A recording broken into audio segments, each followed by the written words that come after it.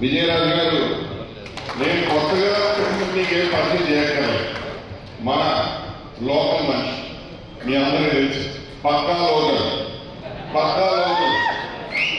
సొంతూరు కమ్మకోట, అందరికీ లేకపోతే మటన్ అంటే ఈయనకి అన్ని గ్రామాలు ఎక్కడెక్కడ ఉన్నాయో తెలుసు.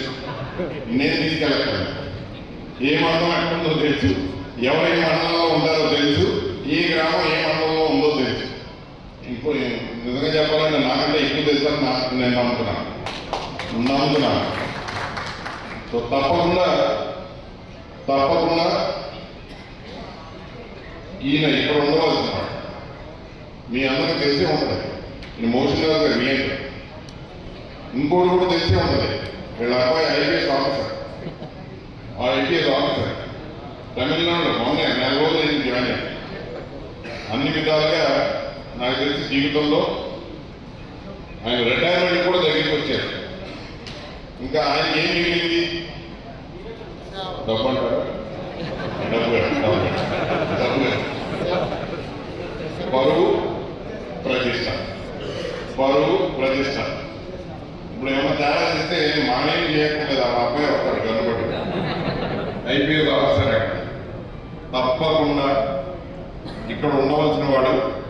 ఇక్కడ రేపు పొద్దున్న లేస్తే ఆయన కుటుంబ సభ్యులకి, ఆయన సమాజానికి, ఆయన ప్రాంతానికి మొహం చూపించుకోవాల్సిన వాడు. ఇంతకు ముందు కష్టపడిన దానికంటే అత్యధికంగా కష్టపడి ఎక్కువ భారీ మెజారిటీతో ఓట్లతో మనం చేసే పనులతో సమాధానం చెప్పాలి. మన వైఎస్ఆర్సీపీ జెండా చింతలపూడి నియోజకవర్గం వారిగా ఇస్తారు అని చెప్పి మన గౌరవ ఎంపీ గారు కూడా అక్కడ మాట ఇచ్చేస్తున్నారు. ఎంపీ గారు ఎలా కలవాలి అని చెప్పి మనస్ఫూర్తిగా ఆశిస్తూ సెలవు తీసుకుంటున్నారు. ఇప్పుడు మన ఎంపీ గారు ఎలక్షన్ జరగడం జరుగుతుంది.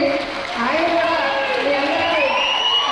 ప్రత్యక్ష రాజకీయాల్లో విరమించుకుంటున్నానని, దానికి కారణం కూడా మీకు చాలా మందికి తెలుసు.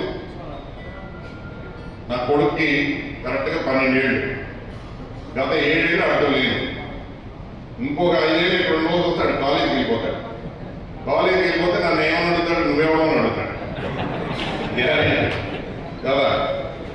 పోనీ తీసుకొచ్చి చదివిద్దామని ఎక్కడ చెప్పండి, అంతే కదా. సో అందుకే నా బాధ్యత మీ అందరి మీద ఎంత ఉందో నా కుటుంబం మీద అంత ఉంది. కాబట్టి నేను విరమించుకోవాల్సి వస్తుందని మీ అందరినీ క్షమించమని కూడా అడుగుతున్నా. తప్పకుండా నా జీవితం అయితే వైఎస్ఆర్సీపీ పార్టీతో ముడిపడి ఉంది, చంద్రపూడి నియోజకవర్గంతో ముడిపడి ఉంది, ఏలూరు పార్లమెంట్